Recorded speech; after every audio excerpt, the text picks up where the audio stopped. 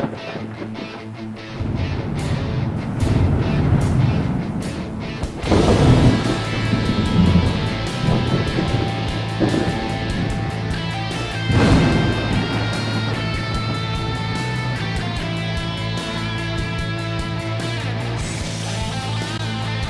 out there, and welcome to the No Shit Cast. I'm your host, Matt Frazier.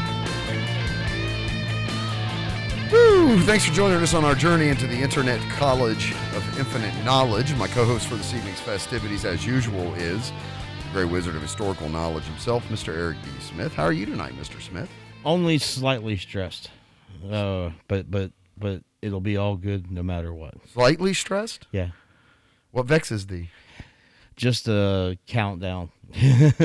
A countdown or Yeah. the countdown? Countdown. Oh. Hoping everything goes well. Those are interesting, those countdowns, right? Yeah. So is this a day's countdown? Yes. Or is it? Okay.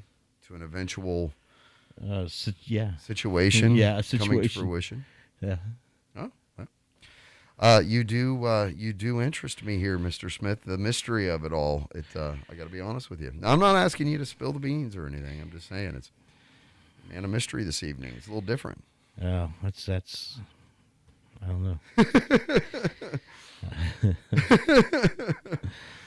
So I've become completely and utterly obsessed with playing a video game called Overwatch.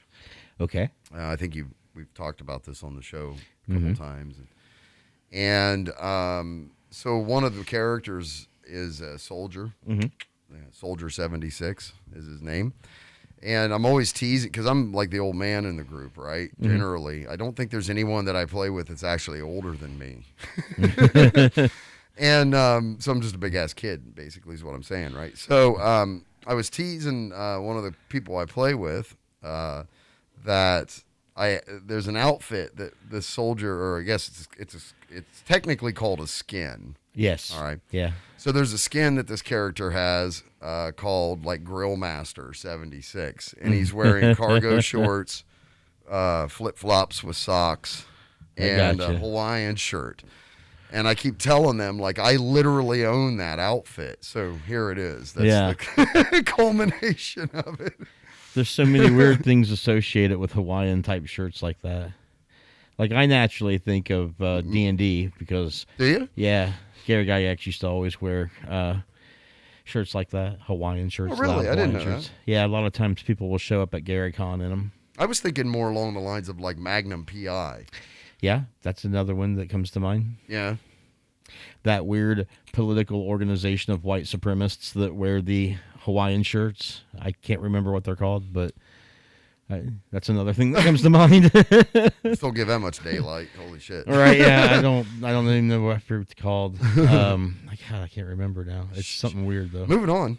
That was a So good to know that Hawaiian shirts are sort of a thing. Depending on who you're asking. Yeah, I actually performed in this one time, like with a hat, with a tiki hat. Yeah, I've seen the picture. Yeah, guitar. Yeah, you were on a stage somewhere. Somewhere, right? Yeah. I think it was. Actually, I think it was my wedding.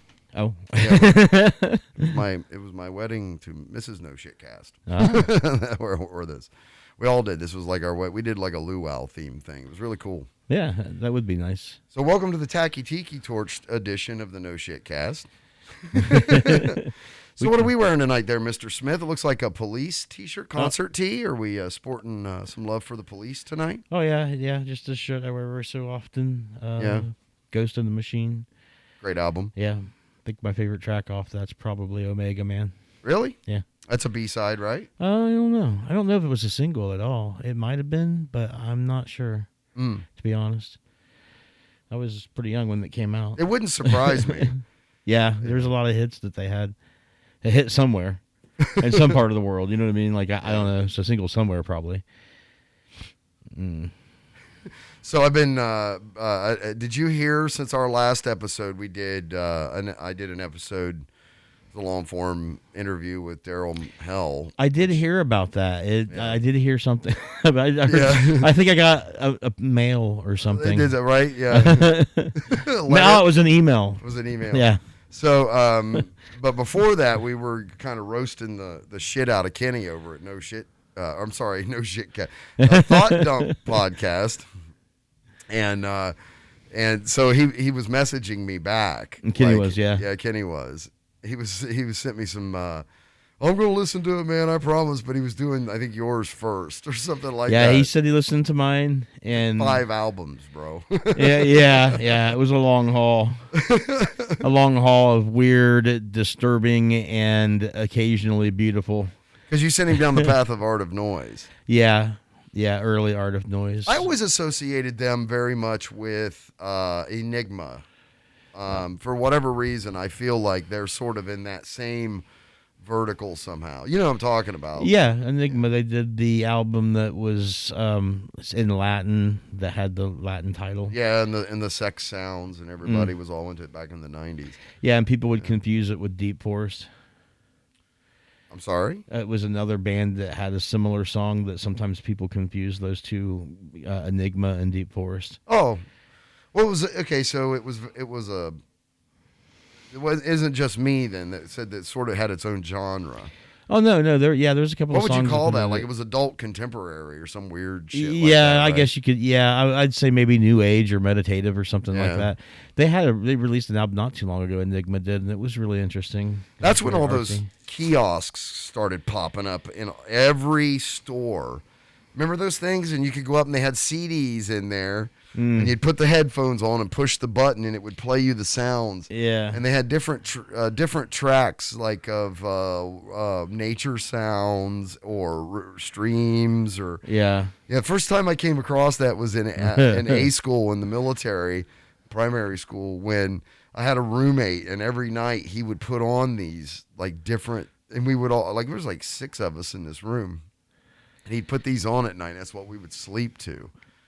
These different tracks. But remember those kiosks? Oh, yeah. Yeah, and you could sometimes get like massages or facials or something, like with cucumbers and they'd play that shit in the background. Or you put it in the headphones and you'd hear that. Yeah. Yeah. Yeah, I don't know if Art of Noise would be in that particular category. They do have songs that could be, but they were hard to peg because they would do completely different stuff. And even on one album, they would have a song that would be approximating or getting close to that sort of thing, right. But then there would be something that would just be like noise or something repetitious and loud, like instruments or items just falling down a staircase kind of thing. Yeah. I guess they were experimental and yeah. The thing for me about it is that prior to that, there had been synthesizers in a lot of music, like Kraftwerk and Gary Newman and various other bands like New Order and such, where the synthesizers were heavily used and such. Right. And it'd be prominent, right? But you never heard a sampler, which was something where you would go and take a recording of something, a sound, and then you would play it back, right? So all those songs are comprised of like these really raw 8-bit samples. Yeah. And they're processed through a particular machine that gives them a certain feel and a certain sound. So you can almost tell when somebody's using one of those machines, and they would use it for everything, pretty much compose exclusively around it. In that environment, right? Yeah, and as a group, like there was a professional keyboardist, like a classically trained keyboardist, like a couple of producers and an engineer. Like, there were people that were doing things that was vaguely musical to make this music. And you wouldn't consider them to be like musicians per se, in the sense that they could read sheet music or any of that. Not that that's a qualification. I mean, even Eddie but Van more Halen experimental, can't like read you were sheet saying. music. Yeah. And for the longest time, they wouldn't do any interviews or anything. And then when they did, and the few things they'd play in public, they would wear masks. Interesting. Yeah, because a lot of them were producers for other bands. Well, it's art rock or whatever. Yeah, like I mean, technically that's like Tool is like that too. Like the lead singer never really ever has the spotlight on him. It's just the musicians. Yeah, and the sound that they're producing. Yeah, very much like that. Yeah, just in a weird electronic way. Yeah, definitely. Tool's very analog. Yeah. Very, very analog. Dude, I've been hung up. What's his name? Danny Carey, the drummer for Tool. Mm-hmm. I think I sent this Yeah, I've to seen you. that. Holy shit, dude! Where they do the what's the name of the drumsticks? I can't think what the name is right now. I don't know. Anyway, it's like a promotional thing. So they've actually put cameras on his drum set and filmed him while he performed a live concert for one of their songs called Pneuma. Yeah. And it's like one of the most reviewed things, because that's a big thing. I don't know if you caught this on like YouTube. It's just blowing up. Like, we review the news a lot. There are people that just do song reviews or performance reviews. Yeah, or even reactions. That's what it is. It's a reaction. I'm sorry. And so there's a whole bunch of these that I subscribe to because I've really started getting into them. Mm-hmm. But there's a lot of people doing this drum performance by Danny Carey of Tool and doing reviews on it because it is one of the most remarkable things I've ever seen. Yeah. And this guy does this not now, but there's no doubt they're crazy performers, man. Like, oh my God. Yeah, I mean, they're one of those bands that you go to see them play. Now, doesn't that deserve a certain level of respect above sort of, depends. the sampler-rific type? Oh, I don't know. Now, if the samples like Art of Noise, because they performed that music. Yeah. They performed it. They went out. Yeah. And they went out and recorded the sounds and correct made compositions out of them. And then they would perform it live. So yeah, and they would. Yeah. Okay. Mm-hmm. So I'm not putting them in any kind of weird category here. I'm not saying that they're insufficient. What I'm saying though is like, there's got to be something to that analog performance, though, at that level that should garner a different level of respect, shouldn't it? Well, that brings me to two different thoughts. But to first answer your question with the first thought I think it depends on why you're there. Some people, I think, are drawn to performance bands, which are bands like Tool and Rush and Yes. People who you could just sit and watch them play and wouldn't need food or water, and you could just adopt Jainism as a religion and watch them play. And wither away to nothing. Yeah, while they're just doing it, right? It's mesmerizing. And, absolutely. And it's the high, and, I think they should have the highest level of respect, right? But no matter, there's other times that you want to hear something more artistic and less performance. Because no matter how good the performance is on a guitar, it's still a guitar, right? Right. But the shit you're hearing from the Art of Noise, you're not hearing from any place else. Even if other people are using that same instrument, they didn't record the same sounds in the same way. So it's totally different from anything else, almost a paradigm shift, right? So if you're into the art side of music and you want to hear something different and new, like a guy that wants to go and see modern art, because he's tired of going to the Greek statue museum, then that person deserves the highest form of respect because they literally created something that had never existed before, made it their own, and made it at least catchy enough to be appealing to a mass of people. A mass audience. Right. Yeah. So, and both of them took time and effort and creativity. I'm not saying that any of the performance bands are not creative. Mm-hmm. They're certainly creative, but you're not going to those bands because you think that on this time you're going to see something you've never seen before. You're going because you want to see them do what they did last time and do it again. See if they can pull it off. Yeah, again. do it again, man. Like rapture me again, right? But when you go to these other bands, what you're thinking is, man, I'm going to hear something I've never heard before, that I've never experienced, never heard on the radio. I don't even know what it's going to be. Right. So you're like in for a journey. So, I mean, it depends, man. Both of those people have their place, I think. I think there's gods in both arenas. It's a different level. It should be a different, not that both aren't respectable, but they should be it almost feels to me like they should be separated somehow. I think they are. For me, they are. Yeah. Because I don't go and see those bands for opposite reasons. I don't go and watch the Art of Noise and expect them to mesmerize me, constantly. I expect to shut my eyes and hear something bizarre. Right. And vice versa. Yeah. I go to watch these people do this thing, man, not to shut my eyes and be blown away. Right. But blown away in the perspective of that I've never experienced it before, right? Because some of those people go to every concert, like the Fish people, and they record and denote little tiny variations within the performance. Grateful Dead. Yep. Yeah, and that's all they got. I mean, as hard as they drive toward it, they just got those variations, right? And that's what they thrive on. But these other kind of music, it's a totally different experience every time you go. And each band does it differently. You know, there's definitely a difference between the Art of Noise and how they do a show and, say, the Crystal Method. Yeah. That's art, though, isn't it? Like, because I think what I'm sort of getting at is how humans try to make shit so binary, like this or that. And art isn't sort of like that. Like, I can totally go and have a great time at a Roger Waters concert, even though the entire thing is almost completely filled with propaganda of a certain political ideology. And but then I can also go and watch like Limp Bizkit live performances and stuff and get just as entertained, but in a completely different And I'm not even saying that they can't blend. That there are groups that blend both of them dramatically, and they're appealing to almost everyone, like the Blue Man Group. Yeah. You're there because you're going to hear something weird you've not heard before, and you're going to see something. It's a performance, too. I've seen that group 3 times live. And it's always different and always good, right? Twice in Boston, once in Orlando. and the differences between the shows and stuff. I would go see them 6 more times. Yeah. And never get bored because you're so overwhelmed with the whole experience. That you almost get to a point where it's like you need to go out and have a cigarette on the sidewalk. Go do it again because parts of it, your brain just goes, you know what, fuck this. I'm not even gonna try to record this shit anymore because I can't believe what I'm seeing here. Yeah. And until you've experienced it in person, man, it's fucking... And there's very few of that. And what there is, those people tour the world. For sure. Yeah.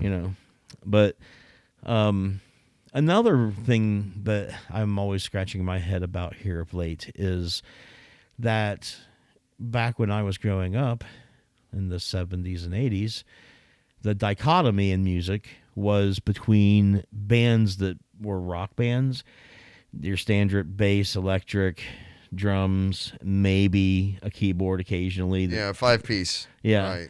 Yeah. And people who were playing 3 or 4 synthesizers, like Human League and Howard Jones. And dig it, yeah. Or making that prominent, right? Being experimental, like Art of Noise. And that was it, man. That was the division, right? You were either in that camp or this camp. And then in that camp, you still had things like New Romantics and New Wave, like The Police and Duran Duran, which were synth heavy, but they weren't in that other league, right? Like Gary Newman and stuff. So now, though, they're within that whole synthesizer realm. There's now a division between people who use real physical synthesizers and people who use replications of those software. Like our friend Ian Staer, and he uses like real old school fucking for real synths and shit. And again, I feel like there's gods in both arenas, and they're kind of different, right? It's a means to an ends now, though, is it not? More, I mean, it's kind of like just get there. Yeah, there's so many tools available for which to get there. But maybe I'm missing something. Maybe I'm missing something.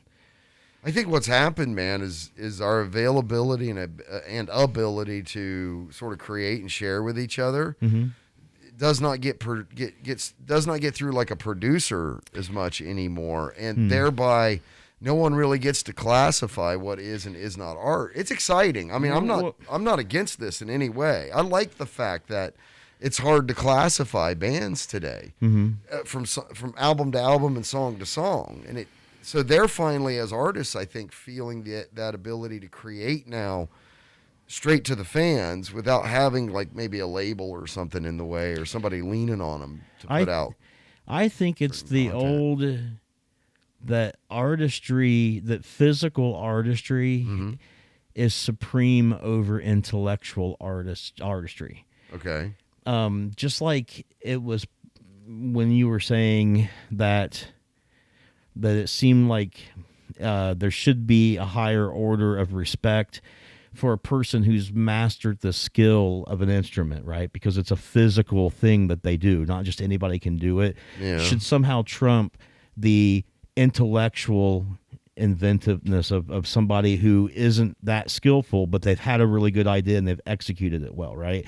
Because it's almost like getting lucky. I think it's that thing rearing its head again in a different dichotomy. Okay. I think that people who say that people who temper their synthesizers, right, coach out of them the things that they need because they're fickle, and that's true, is the artistry and the skill, right? And the understanding of how they work and how to manipulate them as machines and how fickle they are, how they come out of tune and stuff, right? And are different depending on how they're hooked up and how they're played and even the humidity in some cases, right? Dig it, yeah.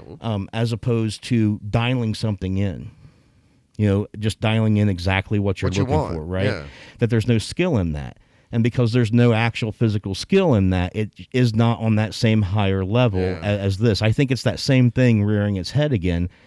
And I think that there's this perception that in both cases, the other people are somehow getting lucky or not as skilled or not as worthy of that respect because they haven't put in the time and they don't have to do the work. Okay. And most of the time they don't on either side, right?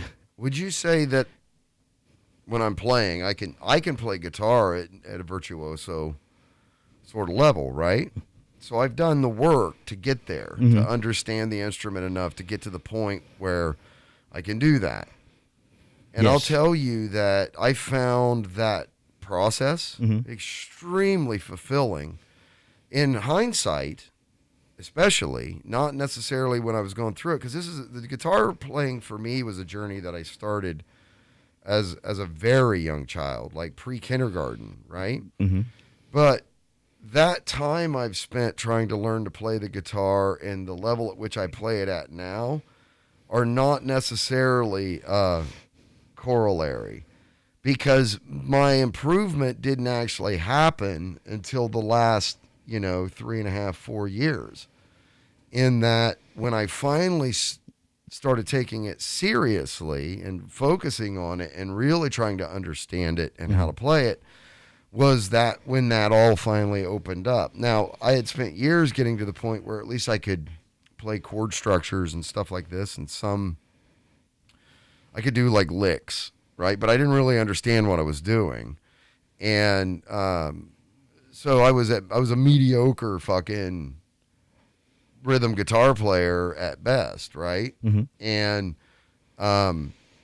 when I went through that process of focusing on that shit and learning how to do it and all of that, there was a growth that happened in my brain. Mm-hmm. And through that, I understand now why people who play instruments will tell you that you need to tough through this. Mm-hmm. Trust me, it's worth it on the back end, right? Yeah. Like there's something about going through the toil of forcing this fucking thing to do what you want it, you hear in your mind's ear or whatever, to make it go do, right? Mm-hmm. And going through that with that thing it changes you as a human being. It makes you, I think, an incredibly, in a lot of ways, a much better person. Mm-hmm.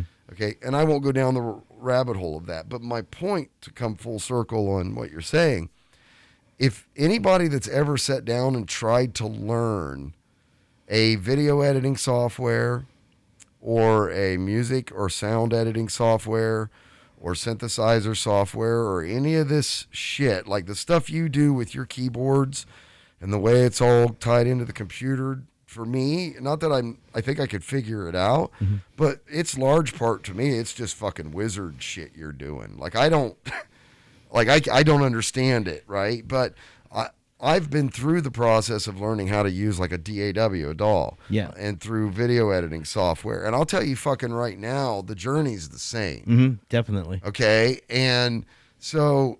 And it doesn't always work out the way you want it. You really do have to coach out the math. Maybe you're just coaching out math, right? And not you know what you're doing, but you still have to math it out. Mm-hmm. You can't just blunder around. And one thing you can't do with that sort of a situation is you can't go feeling around like you could, like say with a normal synthesizer, right? Getting the feel for it like you would a car. Right. You can't do that with the dial-in stuff. you either pretty much know what you're doing and you're close and you hone in on it, or you're just like, I have no idea. I don't know which way it goes. It just descends into chaos. Yeah. It's madness. I mean, I've recorded with you enough times, or tried to record with you enough times to see how fast that can happen. And it's like, okay, wait a minute, reset everything, start over kind of thing.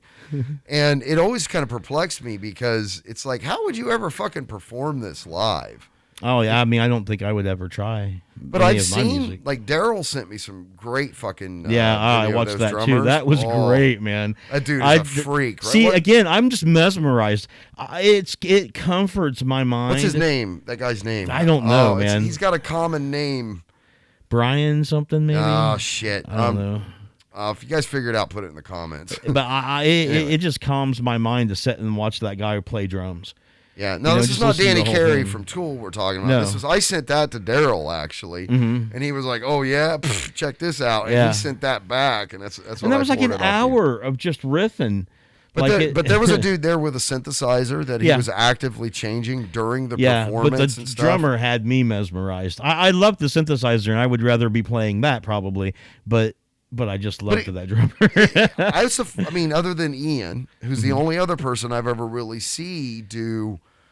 And that's on me. It's not anything I've ever actually looked for. Okay, so judge the music not by my fucking experience, I guess. But what I'm saying is that I'd never really seen very many people actually perform that stuff. Live. Oh yeah. The Who during Quadrophenia and some of the shit. Pete Townsend was dicking with. Oh, dude, I'm mesmerized watching. It was brilliant. And those guys were so fucking. We got to find out the name of that band. It's going to kill me. But which one? The one Daryl sent us, because when you watch those dudes, man, that whole it was a 3-piece, right? It was a drummer, a synthesizer player, and a bass player or guitarist, bass guitarist or lead guitarist. I think it was bass guitarist. Yeah, and they were sort of flowing in a direction. Keyboard. And it never sort of descended into that dissonance or that chaos that a lot of that kind of riffing around shit often does.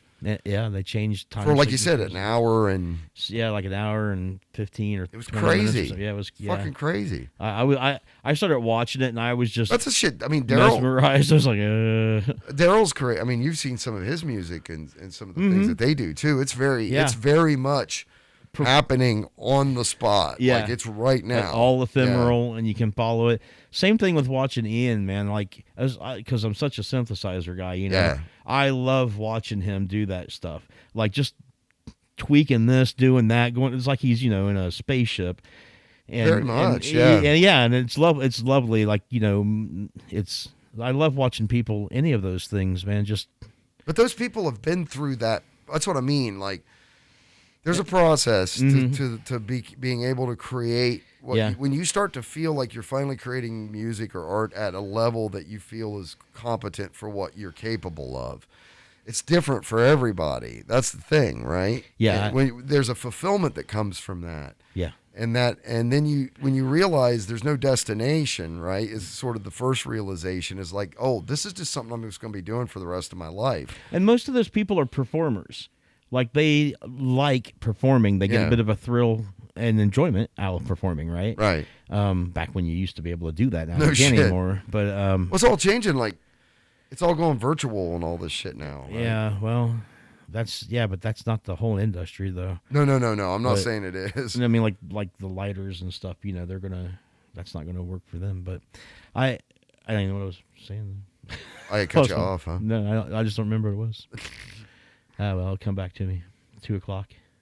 Well, you were talking about when we used to be able to do the live performances. Yeah. Oh, just the people that enjoy performance. Like, you're talking about that. I probably would never. I mean, even though I play all the parts and I play keyboard, right, which is piano, and I've done just piano works and stuff, right? Right. I could play every individual part, but I'd never be able to string it together like the song, and there'd be so much that would have to be tracked that it wouldn't really make much difference. Click tracks and triggered. Yeah.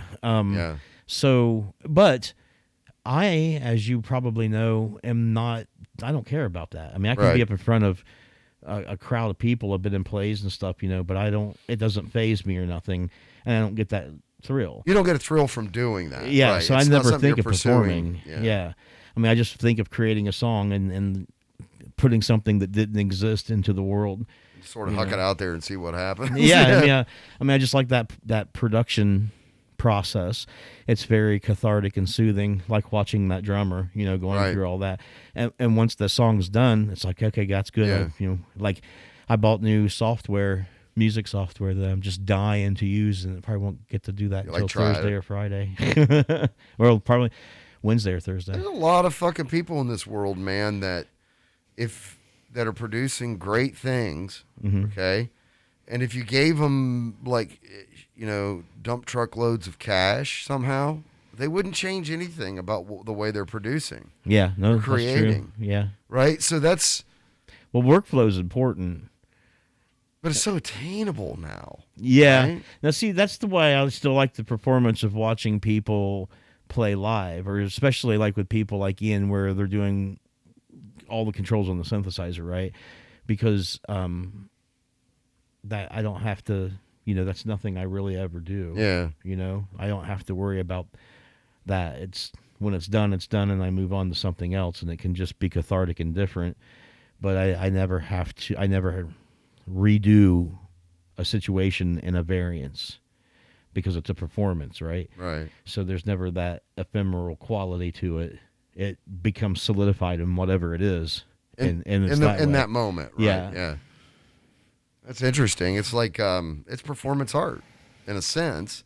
It's just snapped in that snapshot of time, and once it's done, it's done. Whatever it is, it is. Yeah. Because you couldn't possibly recreate it exactly. No.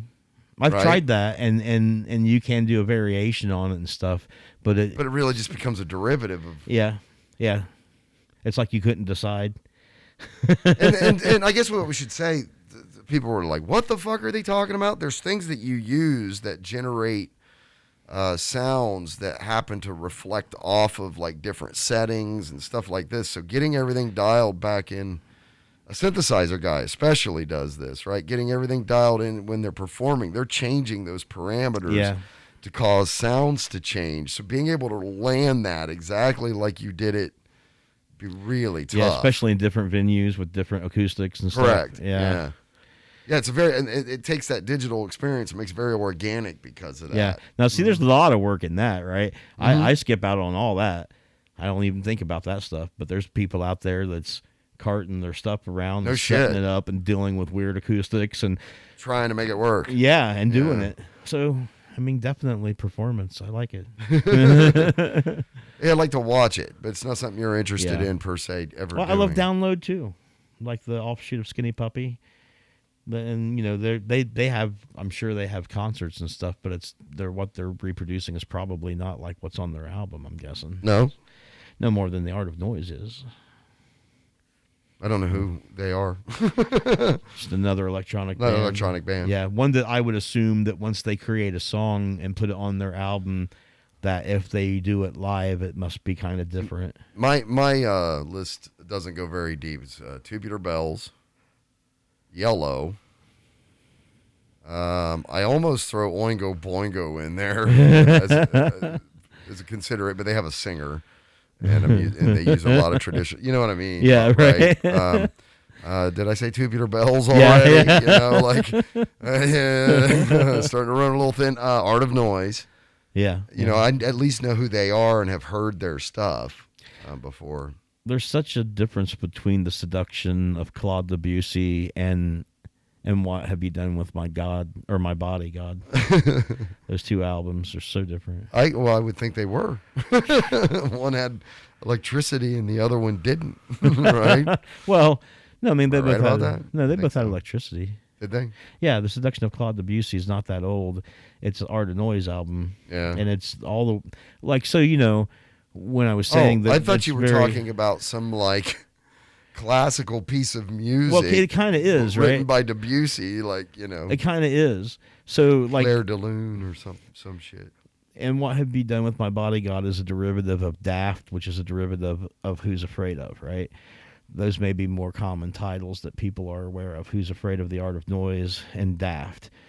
But at any rate, that's almost like industrial, right? Yeah. With hits and stabs and industrial noises.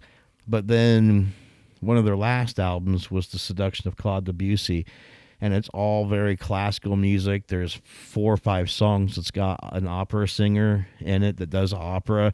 The works are based on Claude Debussy's works and seek to explain him and how he did his music and stuff and how he turned everything into modern cinematic music. So it's like a really sophisticated, deep classical sort of double disc, right? That's nothing like the other album at all, but it's the same people. So, you know, that's why I was saying with Kenny, I gave him like the hardest thing to get through. Like anything past that, it's going to be a layup. Huh? Yeah. If he was intrigued at like 1%, the next one he'll like twice as much, whatever it is. Where the hell was I going with all of this? Oh, yeah. Fuck you, Kenny.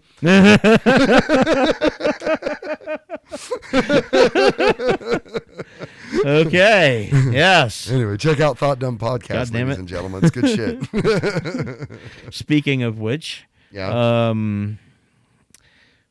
know I was going to explain something a little bit better when he was asking me about the... Yeah, he sent you a message and was like, Eric Smith, is this bullshit? Like, question mark. And I can't remember what it was. It was something theologically related, was it? Basically, it was the Greek word for homosexuality. It was translated into homosexuality eventually by Christians. It was laying with another man before that, and then before that it was this Greek word, right?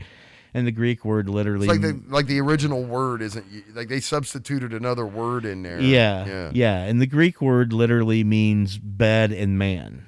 Like it's bed man is what it means. Bed right? man. Dun, dun, dun. And the Greeks... Able to leap a mattress in a single bound. Yeah. Okay.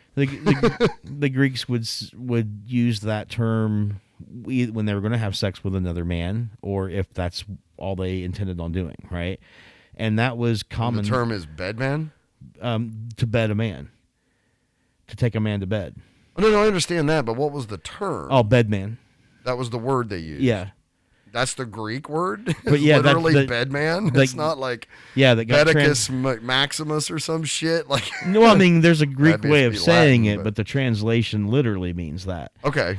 But later on, it got translated into to lay with another man, with the idea of lay being having sexual intercourse with, right? And then that was later referred to as homosexuality, right? So what was the original definition then? Bed man, originally. Which means... to have sex with another man or take him to bed to have sex with. So it always meant what they're still saying it does, right? Oh, so the meme was trying to imply that it didn't, and it was something that was bolted on later. People will say that the word homosexuality is not mentioned in the Bible, right? But the point is that, well, it doesn't say homosexuality. It says don't lay with another man, right? And other people, scholars, have pointed out, well, technically that's what that meant back then because it's from the Greek word, because the Romans got it from the Greeks. Okay. Like they did so much of their culture, right? And the Greeks used to do it, and it was this Greek word. I don't know the Greek word because I don't know Greek, right? But I know it translates into, the first part of it translates into bed. And you can look this up on the internet, and the second part translates into man. Right? Okay. And that was something that the Greeks did often in their culture. They didn't have a whole lot of division between the sexes. And there were mentors oftentimes were people who took younger boys and would have sex with them, but like in a loving way, right? Where they were kind of raising them and teaching them, and it wasn't in their society like it wasn't were just bad. Pedophiles in a loving way. Yeah, in a sense, yeah. In what their the culture, fuck does that mean? Well, what it means is, in contrast, the Romans didn't do that. The Romans saved their affections for their wives. Okay. And when they had sex with another person, they did it only if their social economic class was lower than theirs. So it was always a form of domination. So they would have sex with their slaves. So married couples wouldn't have any thought if either one of them was having sex with their slaves. They would use them for that like you would use a dildo or furniture. Oh my right? God. They were essentially just objects in your house that did your bidding. They weren't really people, right? So that there was no love in it, and sometimes it was not really good, right? It was like forced and stuff, and there's nothing they could do. I would think, yeah. Whereas in Greek society, that didn't happen. It wasn't forced like that. It was just a part of their culture, and you either opted for it or you didn't. Like, they didn't go out and get young men and coerce them into it. Okay. There was young men who were willing to put themselves in that position for that very reason, with all the other benefits, right? So it was a whole kind of a different thing. But the Romans had a different culture, and their culture was much more based on social economic class and laws and structure than the Greeks were. Okay. And so the Romans would make fun of the Greeks for having sex with people of different stations and different rankings and stuff, and it got to be kind of a slang term for the Romans, who would use it to point out, yeah, but you're doing it because you love them, right? Like, that's not how nature is. We dominate the weak, and the stronger dominate them, right? Right. And this is, this is. So they just felt it was very natural then. The Greek people did, but the Romans, it was just a base emotion or instinct that they would satisfy with their equipment, some of which were slaves, right? Oh my God! So it was, and that was like, there was a difference in slavery in those, right?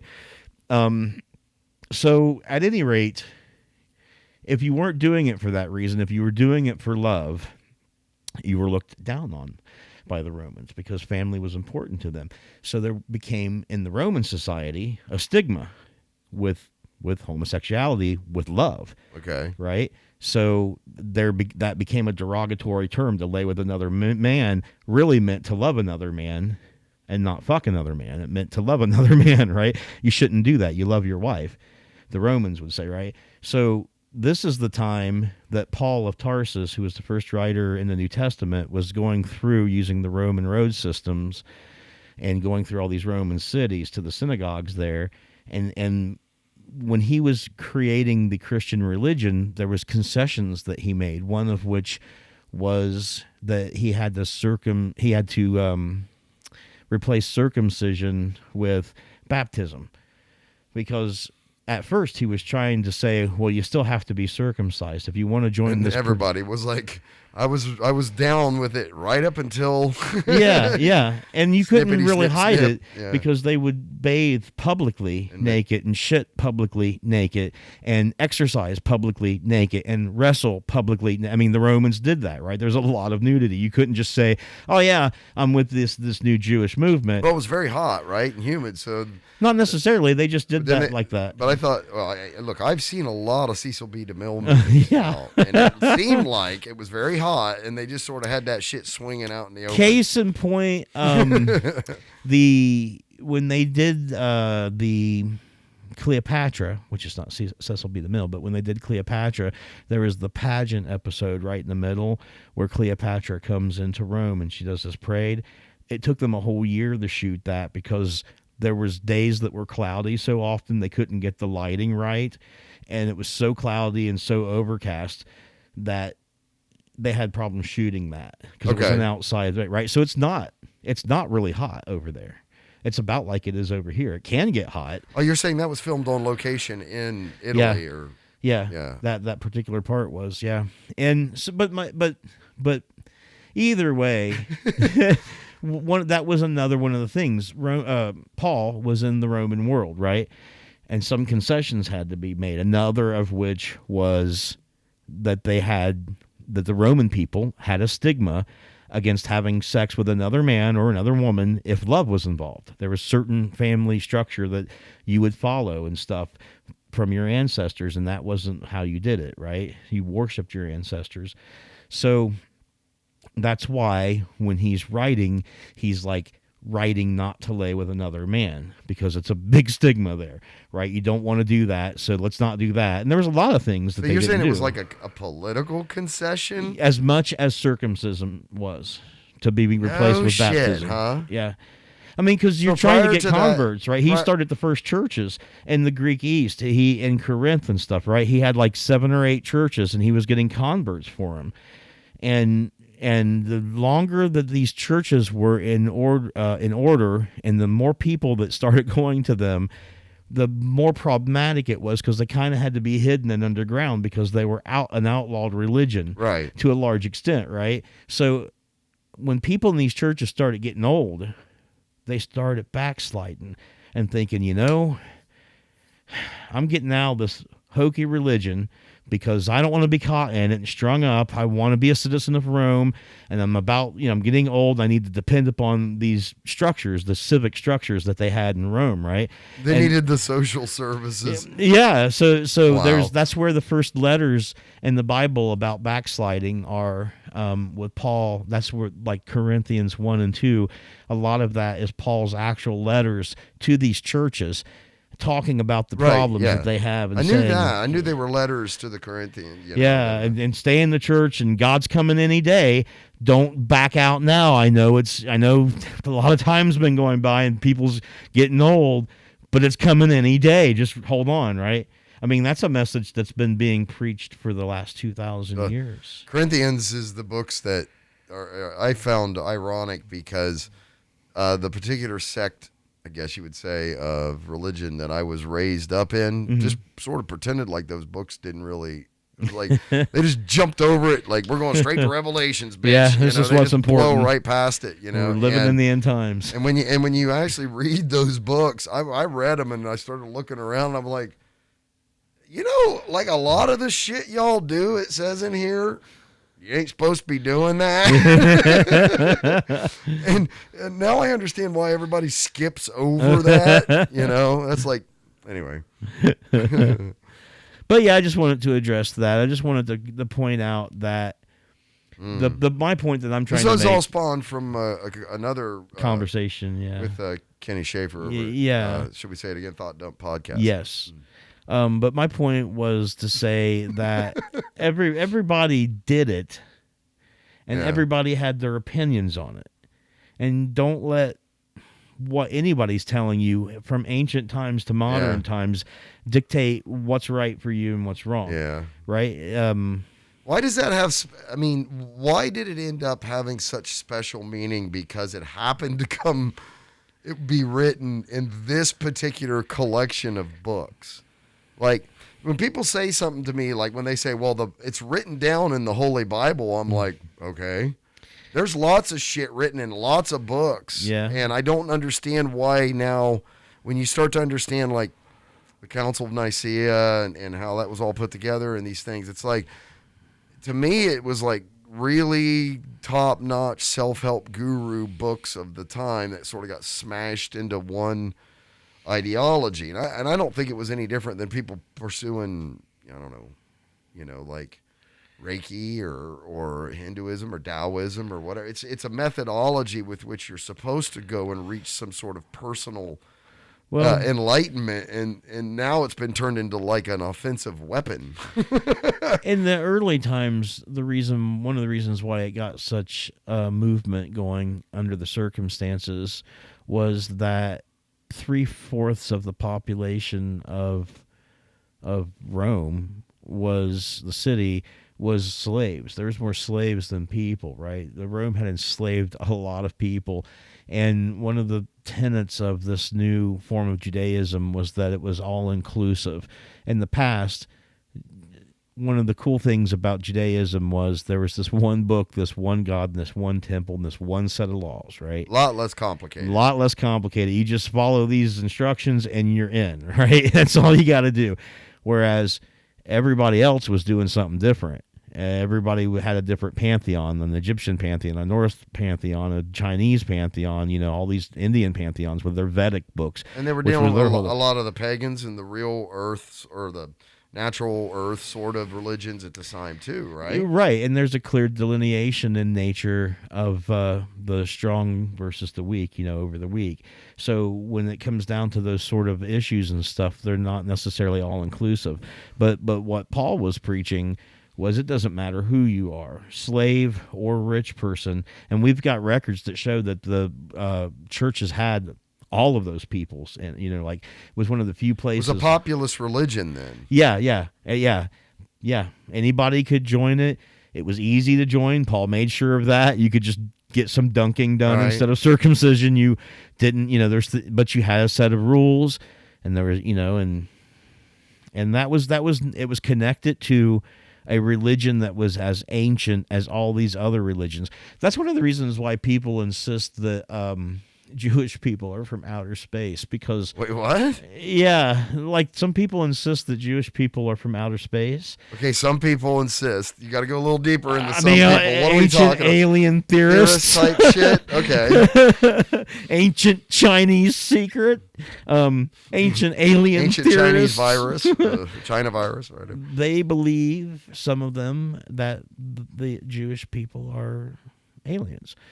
And but I think one of the reasons why that is because everybody, like I said, everybody else in the world's doing this pagan thing, right? And each group of people have a group of gods that oversee different portfolios of nature, right? Sun gods, moon gods, agrarian gods, whatever, right?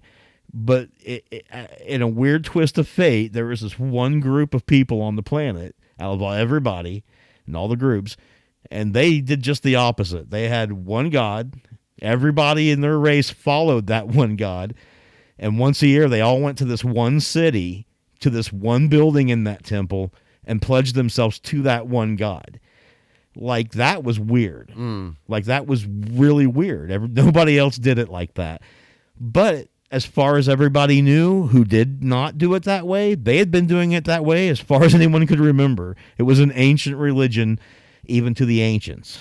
And so they respected it, to the point that when Rome invaded Judea and the Jewish people had that diaspora where they spread out and there's more of them living outside of their homelands than inside of it, when they were like in the cities of Rome, like Capria and Rome and all these other big cities, they didn't have to pay certain taxes. They didn't have to venerate the emperor as a deity.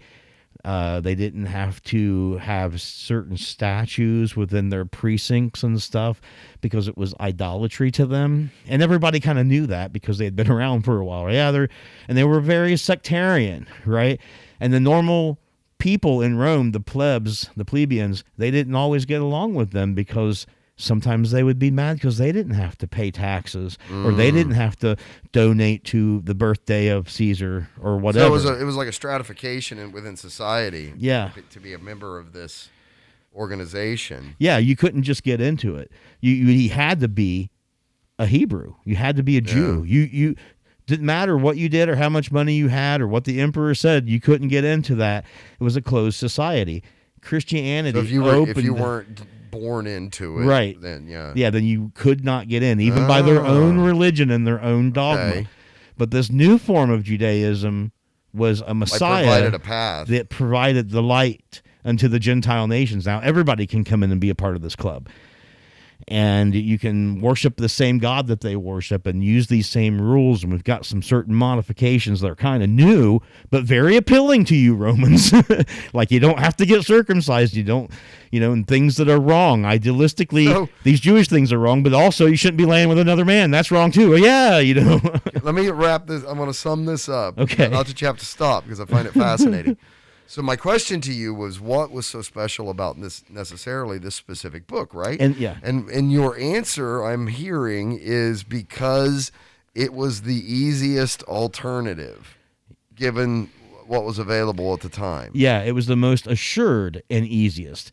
Like, not just easiest, right? but you knew if you did these things, you were going to be in with their God. And their God is just as legitimate as these other gods because it's been around for just as long and everybody knows about it and everybody accepts it. So they're the fucking 7-Eleven of available religions, like Christianity is. Christianity. Is that kind of what you're getting at? Yeah. Why is this book so special? Because so many people were drawn to it because it had a way of saying that it was just for you. If you were a slave, it was just for you. If you were a leader of men, it was just for you, right?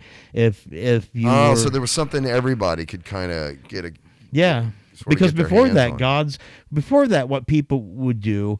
Well, then in that way, was it not sort of unifying then? And a absolutely. Very positive thing overall for the world's society at the time? Yeah, it went from sectarian, where they were against everyone else, to being almost all-inclusive when you start talking about Christianity. And there was actually even That's really back alarming. Then, there's a lot of people that are hearing you say, well, Christianity was all-inclusive and was very inclusive. It still is today. There's a lot of people today that would tell you that ain't the case, man, or they don't at least feel, it doesn't appear to be that way. It is when you think about it from the point point that if you wanted to be a Christian, you could be a Methodist, a Pentecostal, a Baptist, an Anabaptist. Well, what you're saying, what you're getting at is that if you actually read the book, which you have extensively, right, and look at what it says, it's an extremely inclusive sort of love your fellow man, everybody, that is a part of it in the new covenant. Okay. However, there are people that have their own interpretations of what that book says and come away with it with a remarkably different understanding of what they're being instructed by their deity to do. Yes, because consider these two different turn points in history, right?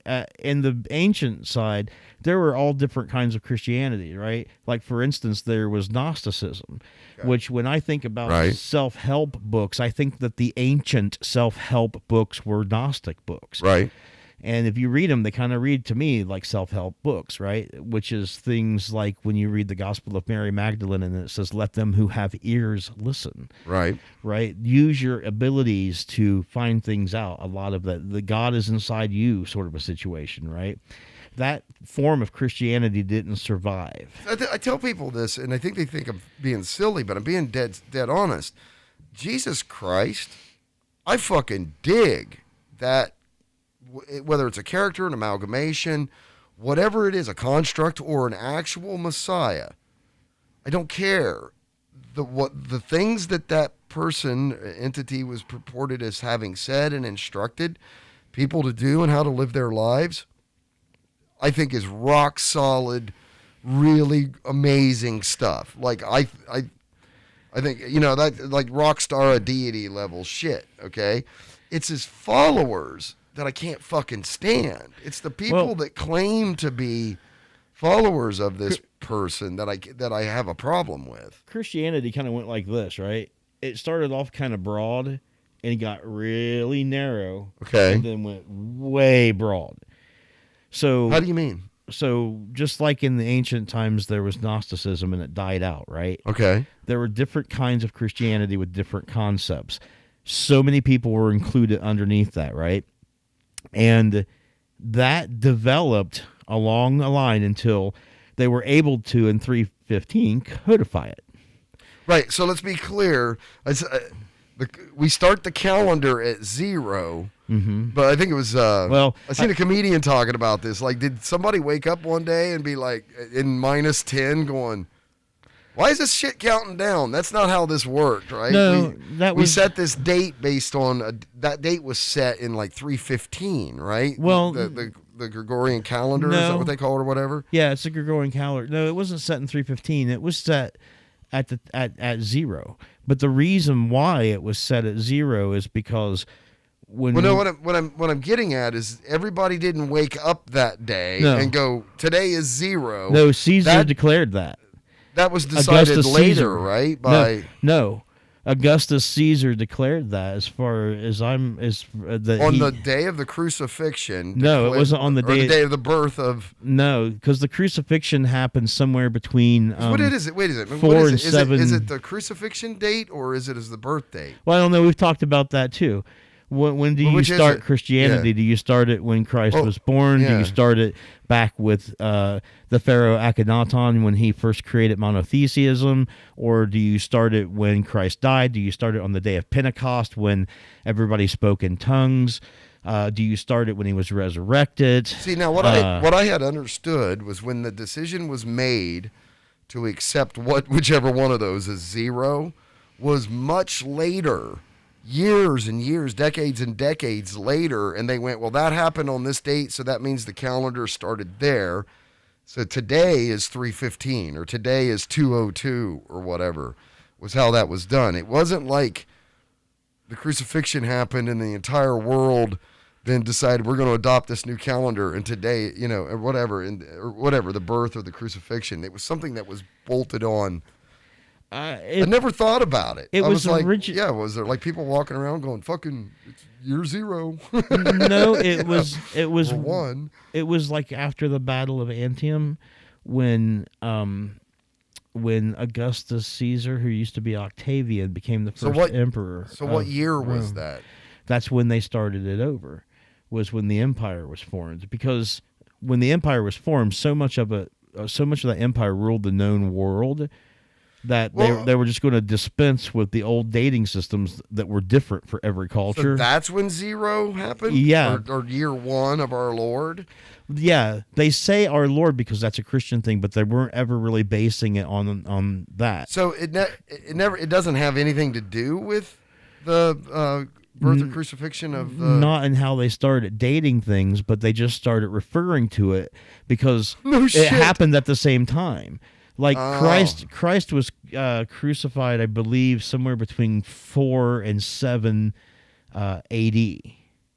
So he was crucified after Rome was an empire, because Rome became an empire, started dating things because they had taken over everything. Right now this is ours, and we're using this dating system. We're using our... I didn't know that. So it has nothing to do with the birth or death of a Christian Messiah. No. Is that fucking... I always thought it was year of our Lord, Anno Domini, A.D. after Christ. It became that from the AC, church, right? It became that, but that's not what originally they were doing. That's not the original reason why. But they ended up adopting that when Justinian became emperor. It's B.C. before Christ. And AC or after AD died. After dying. Yeah. Right. Yeah. Isn't that what we were taught?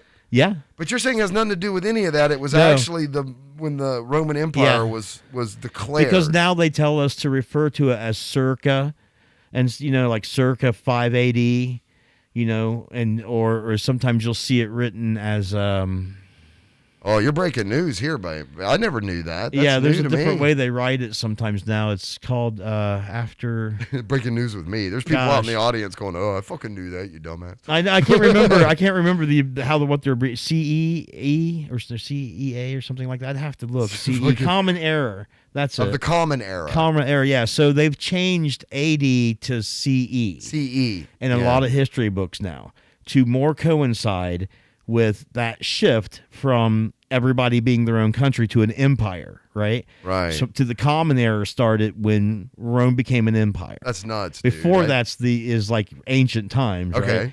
But then Rome became an empire. Basically, they controlled the known world, and they started over with their census and their calendar and their taxes. Right. And in the Bible, it says Caesar taxed the world. I mean, his base was on every coin. So then there was definitely a Caesar. Augustus Caesar was Octavian. That changes some shit, huh?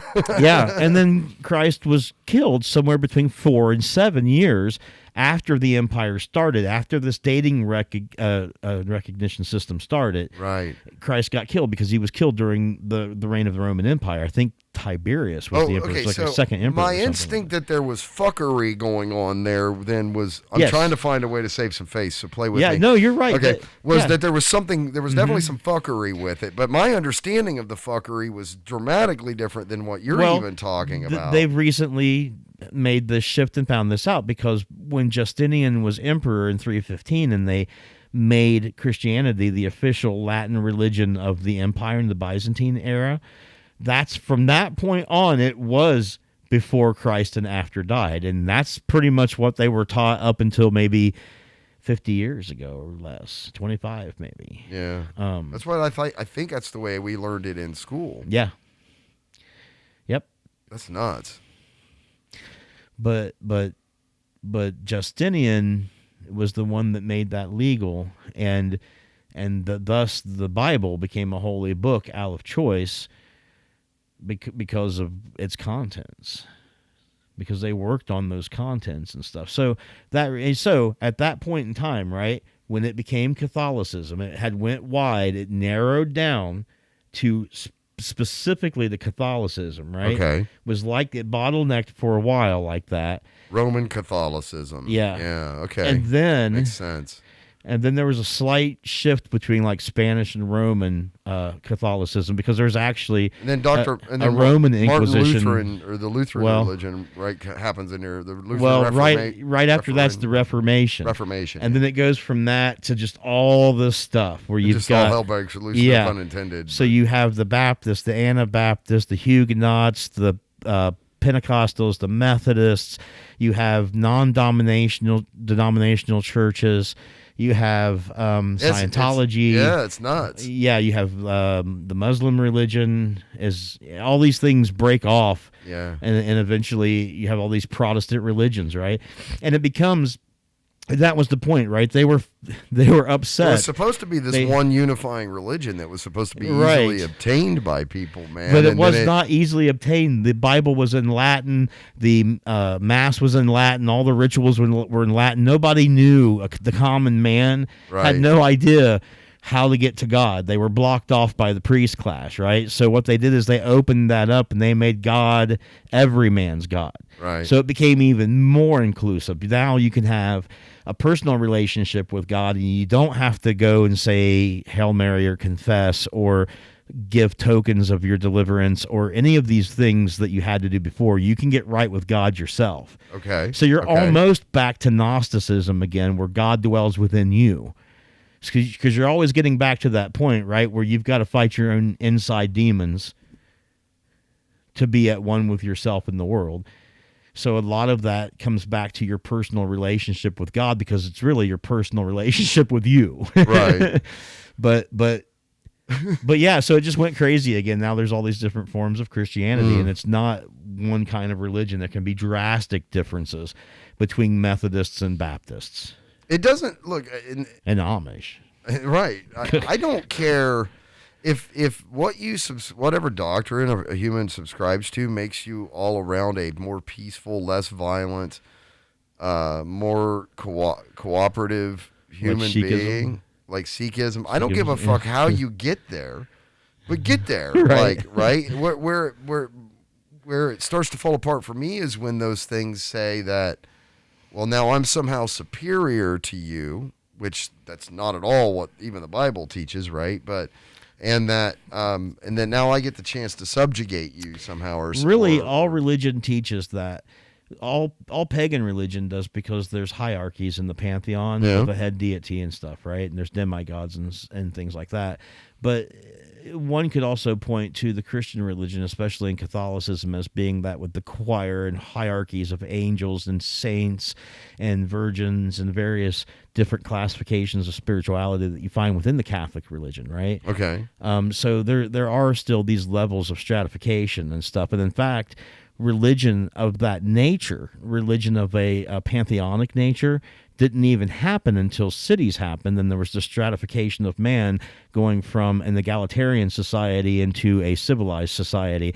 And once that stratification happened with cities, the stratification also happened in their religion, because they went from primal type religions of animalistic animism and stuff like that into very structured, specific deities that handled certain areas of stratification, just like people did. I'm saying that, okay, so when I look at something like Christianity, which was largely focused on, say, if you want to measure yourself, you measure yourself by the poorest among you.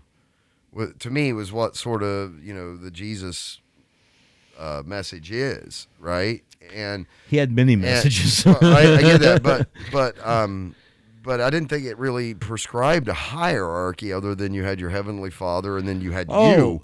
Jesus' message didn't. That's what I'm saying. But any religion that gets you to that place, love your neighbor as you love yourself, and all of these things, I'm totally down with that shit. It took 315 years.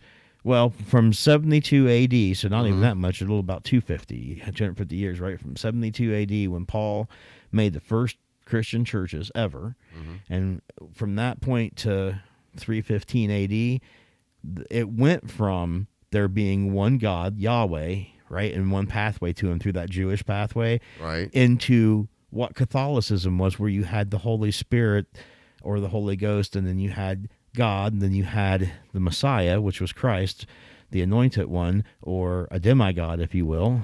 And so it only took 250 years for that one God to turn into three.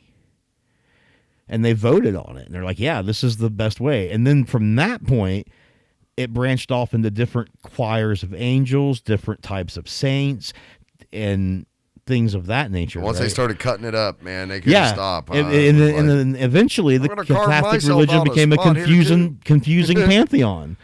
Just right? as confusing as everything else. You didn't know right? which saint to pray to, Right. or if you should be praying to Mother Mary, the Virgin, or there was all these specialities and stuff. So basically, they co-opt all of the pagan religions that were fun and good, and that was based on the equinox because it still made sense, right?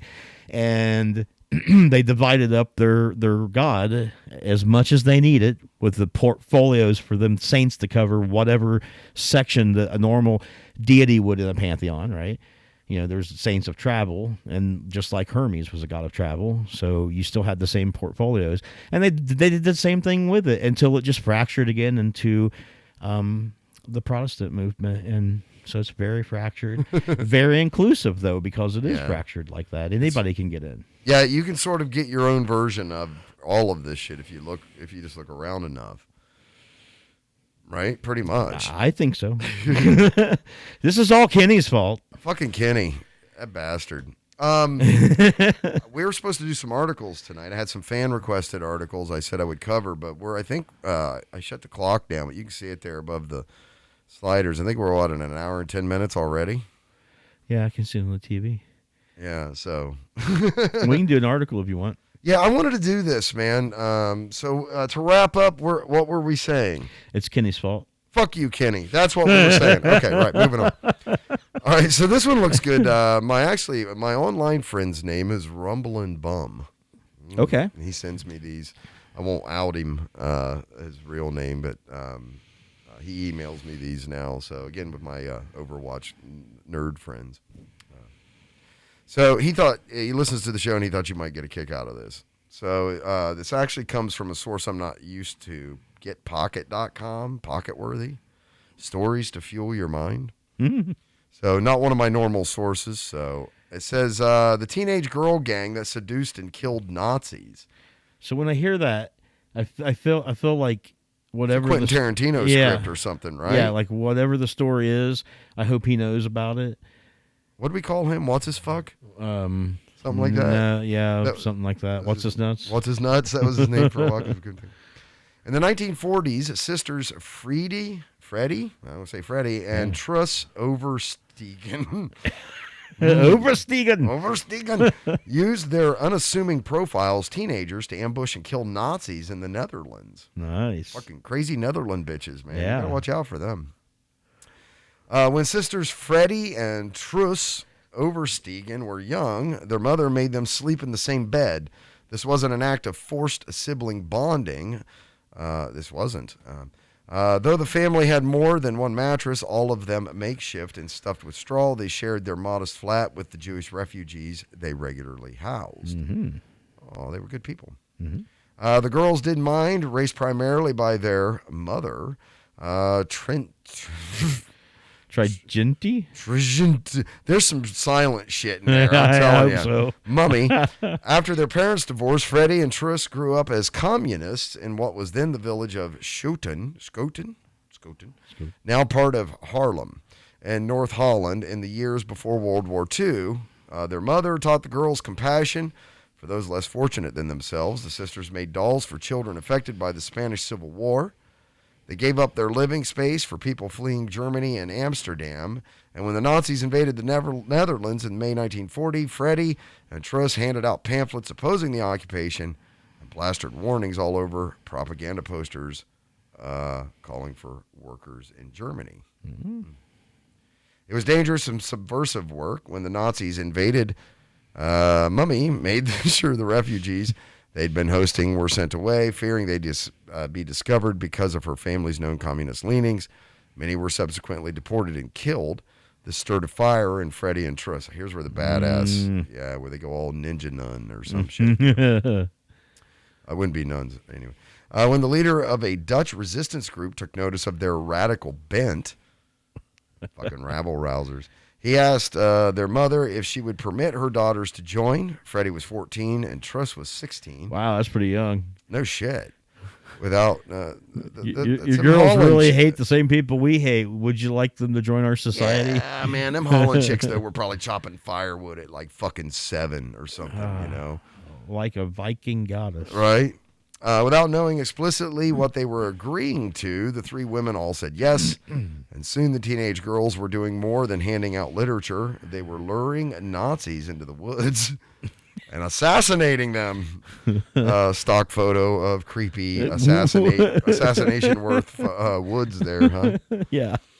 I mean, if you're going to be dragged into the woods and assassinated, that would be the woods you'd be. Yeah, I mean, if you're going to fall for that, you might as well fall for it like this. Like this, right. Freddie and Triss were, for a time, the only two women in the 7-person rebellion dubbed the Harlem Council of Resistance. After being recruited by Commander Franz von der Wiel. In 1941, the two learned the basics of sabotage, picking up tricks like how to rig railway and bridges with dynamite. Nice. So travel paths would be cut off. How to fire a weapon, and how to roam undetected through an area peppered with Nazi soldiers. Well, it's a shame that your train isn't going to be able to leave tonight. I got an idea. You want to take a walk in the woods? Yeah, let's go for a walk in the woods. I know a shortcut. The latter ability was a result of their appearance with their hair in braids. Freddie was said to have looked as young as 12 years old. Ouch. Few soldiers took notice of the two girls as they rode bicycles through occupied territory, though they were secretly acting as couriers, transporting paperwork and weapons for the resistance. Mm-hmm. Yeah. You know, you look at your own kids in like junior high and be like, yeah, they're up to something. or worse, look what these two did. What the fuck did you accomplish? I learned how to divide fractions. The duo burned down a Nazi warehouse undetected. Damn. Okay. They escorted small children and refugees to hiding spots and secured false identification for them, which they considered of paramount importance even as Allied bombs went off overhead. But the resistance had one other job for them, one Freddie later described as a, quote, necessary evil. They were tasked with murdering Nazi officers and their Dutch collaborators. Especially those fucks. Because no one would likely see them coming. It's like you getting murdered by a fucking little girl, like 12-year-old girl. Looks like she's 12 years old in pigtails, and she fucking stuffs a dagger in your eye. Up in the back of your head. Some of Freddie and Triss's assignments involved acting as bait. Once, while Freddie stood as a lookout, Triss entered a restaurant and struck up a conversation with a high-ranking SS officer. While flirting with him, she asked him to go for a walk in the woods. Once they were isolated, Triss and her companion bumped into a man along the same path. Unknown to the Nazi officer, the man was a resistance member. He proceeded to execute the officer and leave him in a hole that had been dug earlier. That's like Robin Hood, like fucking dark Robin Hood levels. Yeah. Sherwood Forest, man. It's the haunted forest. Freddie and Triss soon graduated to eliminating their own targets. Well, as a young woman would. As women are prone to want to do when you're in the assassination business. Yeah, get a few of your own off your own list. Don't need that guy to throw him in the. We'll just kill him ourselves. Yeah.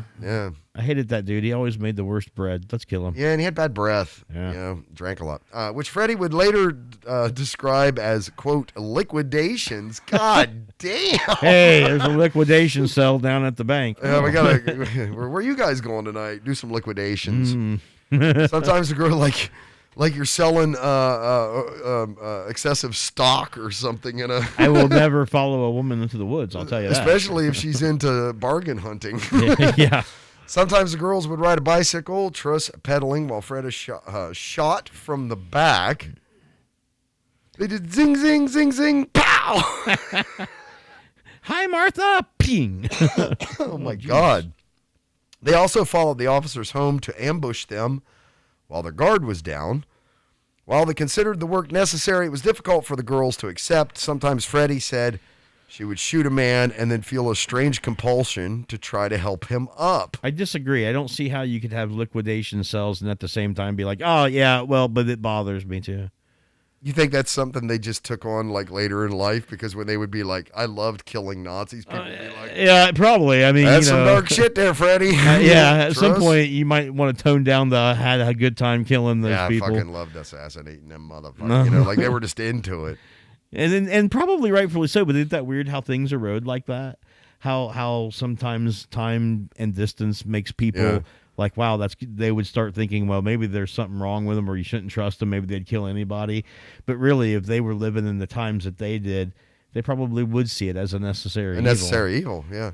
Here's a picture of these two old women. I mean, would you think that, they assassinated people for like? I would totally eat their cookies. Yeah, right? Yeah. I would love to have cookies and milk at Grandma's house. Absolutely, man. Yeah. You just don't want her getting behind you. Right. That's all I'm saying. The only mission they refused to act in was a plot to kidnap the children of senior Nazi officer Arthur Sess in court. Okay. The idea being that his kids could then be exchanged for imprisoned Dutch radicals. Fearing the kids might be harmed in the process, Freddie and Truss declined. Nope, we usually kill people. Hey, so they did have some morals. Well, either that or liquidating fucking everybody. Either that or they recognized that they did liquidate everybody, and they're like, we can't do this, kids. Yeah. We kill people. We kill bad guys. Yeah. Not fucking. Yeah. We're not babysitting. Because I'll kill him. Right. Once I snap, man, I can't stop until the fucking mission's done. Come here, Junior. Exactly. The girls were joined by 22-year-old former law student named Jeanette Johanna. We're going to call her Jeanette. Schaft. In 1943, the three women became inseparable, acting as a tightly coordinated unit for sabotage missions. For the next 2 years, they continued to target officers and elude identification, though the Nazis knew Schaft by her distinctive red hair. Oh, that must have been some interesting legend. Right? The crazy red-haired lady killing officers. It was this colorful feature that would be the trio's undoing. Uh-oh. Dun, dun, dun. There was a legend going around. And they're like, hey, I recognize that bitch. In April 1945, just weeks before the war ended, Freddie and Truss grew worried when Schaft failed to report back after an assignment. They were horrified to discover their friend had been grabbed at a checkpoint when an officer recognized the red roots of her hair, which she had dyed black to avoid detection. Schaft was executed on April 17th, and lore has it she taunted her executioner after he failed to kill her on his first attempt. Quote, "I'm a better shot," she reportedly said. Shit. Fuck. Well. Grieving over the loss of Schott, Freddie and Truss tried to enter civilian life following the war. Freddie got married and had children, which she later said was her way of dealing with the trauma. Truss poured her emotions into artwork, sculpting memorials to Schaft, and wrote a memoir. The sisters later opened the National Hani Schaft Foundation. In 1996 and 2014, Prime Minister Mark Rutte awarded the Mobilization War Cross for their service during the war, recognition that had been a long time in coming. For years, Freddie felt overlooked because she once belonged to a communist youth group and believed the anti-Soviet Dutch government held it against her. Truss died at age 92 in 2016. Freddie followed in 2018. Them some badass bitches right there, brother. Yeah. Yeah, what's your 12-year-old doing? So she says, I'd kill for my kids. I'd be like, okay. Yeah. So that's that, man. So that goes out to Rumbling. So shout out to the Overwatch crew, Roth and X Fantasy, Clairvoya, and all of them. You got any shout outs you need to do? To all those people. Goki Bookie. Yeah. And we have Go Junior and Go Boomer now, too. It's kind of weird. It's very, it's a thing. You'd have to be there. You shout out to Cassie and Susan and Christian. Oh, Dan W, man, tuned me up on some shit on YouTube with Mike. Some comments. Mike Barnett. Did you read those? You didn't read them. Because I'm always on this big super cap thing, and he kind of fucking was like, hey, you need to quit that because that's not legit yet, and here's why. And like I was like, oh, okay. So, thanks, Dan, for tightening me up on that. I did lead me down the sort of weird rabbit hole or wormhole, whatever you call that, rat hole. There's hybrid designs now that are coming. It's like a mix between a super cap and a battery that's supposed to have the best of both worlds, but we'll see. Boring ass shit, right? It's going to be what drives technology. The energy that drives technology. Anyway. Yeah. Who else could be shout out to? Kenny. German guy, Kenny. Yeah. German guy. Never heard from German dude in a while. Guy that hates me. Guy that I don't know that the guy that hates you. The there are guys that me talking to Neil again. Yeah, he doesn't hate you. Not Neil, but the guy that hates me got me talking to Neil again. Yeah, it's fucking weird. All right, well, let's wrap up there, man. We banged out a show. You cool with that? I'm cool with it, man. All right. We're coming up on an hour and a half, hour and 25 minutes. Yeah, after the 3 hour, 40 fucking minute marathon we did in the last show, I'm like, oh, this is going to be a lot easier to edit. That show kicked my ass, man. Great show. Worth every minute of it. I'm not saying it wasn't, but oh man, it beat my ass putting that together. Man. Ooh. I won't be recording shows that way, that methodology ever again. That was not good. I know much better ways to do that. But.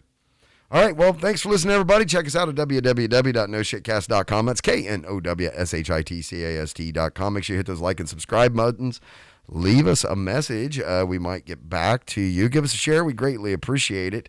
And we will catch you all next time. Thanks for listening, everyone. Bye, Ziggles.